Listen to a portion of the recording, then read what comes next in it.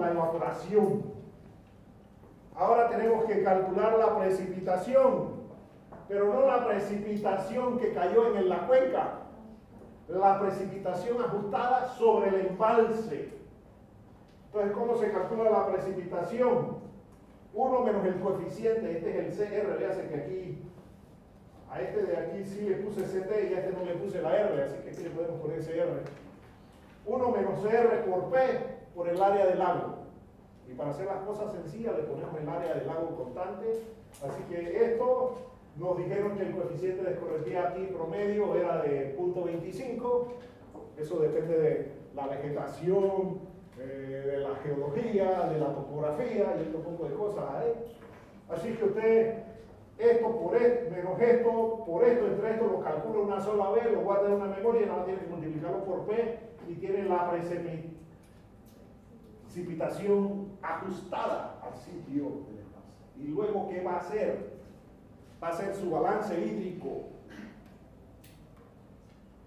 sin tomar en cuenta la demanda. Todavía no estamos sacando agua para satisfacer el proyecto, no sabemos si hay agua para satisfacer esto o no. Así que, ¿cómo obtenemos el escurrimiento ajustado? Va a ser el caudal de entrada menos los compromisos agua abajo, menos la evaporación más la precipitación ajustada sobre el embalse. Así que esto, menos esto, más esto, me da esto. Y obsérvese que en algunos casos eso va a ser positivo, en otros casos va a ser negativo. Bien.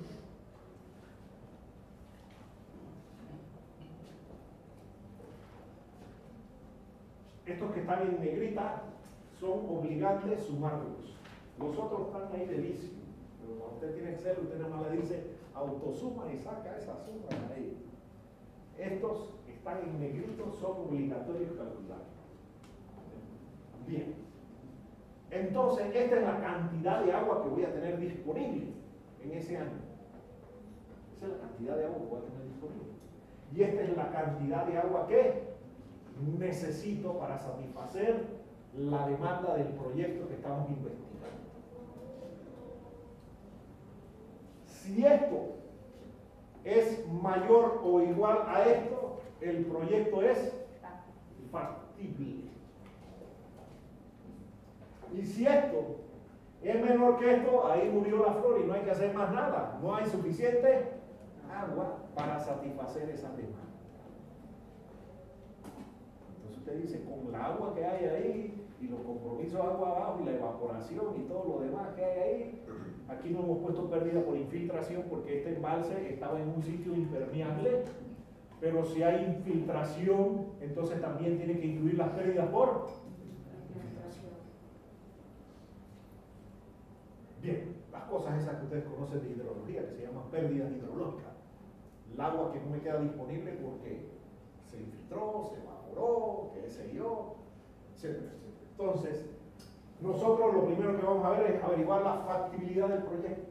¿Es factible el proyecto? Sí, porque la cantidad de agua que yo puedo regular en ese embalse es mayor que la agua que necesito para satisfacer. Pero véase que si yo dejo el río en estado natural, aquí la demanda es 140 y apenas el río tiene 3. Este es un proyecto de irrigación. Es un proyecto de irrigación. En esta época, el río en estado natural no me permite satisfacer esa demanda, así que estoy obligado a hacer un embalse. Porque si esto fuera menor que esto en cada intervalo de tiempo, no hay que hacer nada. Pero necesito esto en este mes y resulta que el río nada más produce esto. Así que estoy obligado a hacer un embalse. Y como la cantidad de agua que se está produciendo allí es mayor que lo que necesita el proyecto es factible. Entonces vamos a ver que cuando pasa esto, la diferencia de dónde la tengo que sacar. del agua que se acumuló en el embalse en estos periodos. Así es que tenemos que calcular las necesidades de almacenamiento.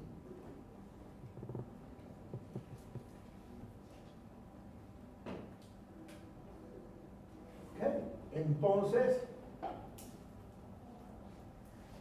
si el escurrimiento ajustado menos la demanda es mayor que cero, no hay que sacar agua del embalse, porque me queda excedente de agua que puedo almacenar en el embalse o la puedo echar al mar. Así que cuando esto es más grande que esto, rayita allí.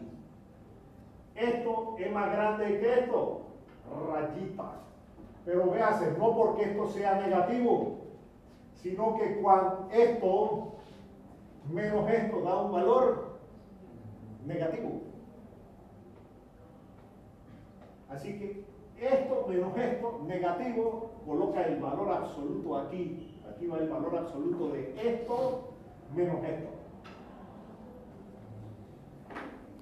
Esto pudo haber sido, por ejemplo, aquí pudo haber sido, por decir algo, en vez de 309 que hubiera sido 50 positivo. ¿Qué valor iba a ir aquí? 30. Porque a veces nada más lo calculan cuando es negativo. No necesariamente, esto puede ser positivo. Pero si esto es más chico que esto, el río en estado natural no puede satisfacer esa demanda en ese intervalo de tiempo. Así que no porque sea negativo o sea positivo. Usted resta esto menos esto. Si le da positivo, rayita. Si le da negativo, coloca allí el valor absoluto de ese resultado. Y eso es lo que tengo que acumular en el embalse, porque ese volumen de agua lo voy a sacar del embalse. Y así me voy. Esto menos esto, etcétera, etcétera, etcétera. Y al final sumo todo eso. Y esa es la cantidad de agua que tengo que almacenar. Y ese va a ser el volumen útil requerido en el embalse. Porque esa es la cantidad de agua que tengo que sacar. Pero véase, esta es mi demanda.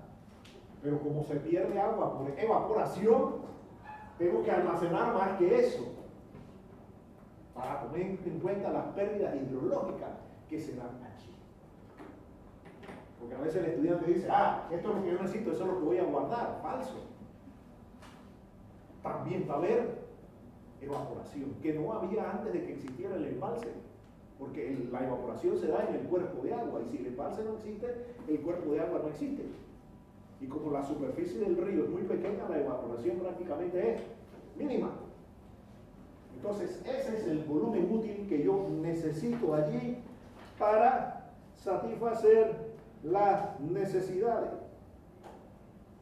Entonces, el primer paso es factible o no? Si esto es más grande que esto, hay un excedente. Y al haber excedentes, los proyectos son factibles. Si esto es menor que esto, el proyecto no es factible porque hay un déficit de agua en el sistema. Y si hay un déficit de agua porque hay escasez de agua, no puedo satisfacer esas demandas. Entonces, simplemente, ¿qué? Ese proyecto no va porque no hay agua. Y no me va a decir el promotor de que yo tengo dinero. ¿De dónde va a sacar agua aunque tenga dinero? Comprando agua en galoncito, la que venden en el súper, podrás tener mucho dinero, pero eso va a salir excesivamente costoso. Y usted generalmente cuando trata de producir cosas, va a tratar de hacerlo al menor costo posible, usando el recurso natural renovable, el agua que nos manda Papá Dios a él, con las lluvias, etcétera, etcétera, etcétera. ¿Vamos bien? Entonces, se ha acabado la clase de hoy. ¿Alguna pregunta sobre balance hídrico en un embalse? Entonces, en la próxima clase vamos a hablar de las características físicas de un embalse. Véase, ese no es el volumen total, porque yo después tengo que disponer de un un 15% o un 20% de ese volumen como volumen muerto para tener el volumen total. Y si llega a la cresta, el excedente, ¿para dónde va? Se va por el vertedero. Pero también tenemos que tener una descarga de fondo para satisfacer el caudal económico. Porque si no hay descarga por el vertedero, pues tengo que satisfacer el caudal ecológico, no la puedo botar, la tengo que botar por el fondo. Una tubería con una válvula ahí, etc. Diga. Ese volumen el de arriba sobre almacenamiento. El sobrealmacenamiento se toma en cuenta si hay compuertas o no. En proyectos de irrigación usualmente no se colocan compuertas. Las compuertas son en generación hidroeléctrica. Bien. ¿Alguien no después de pasar lista?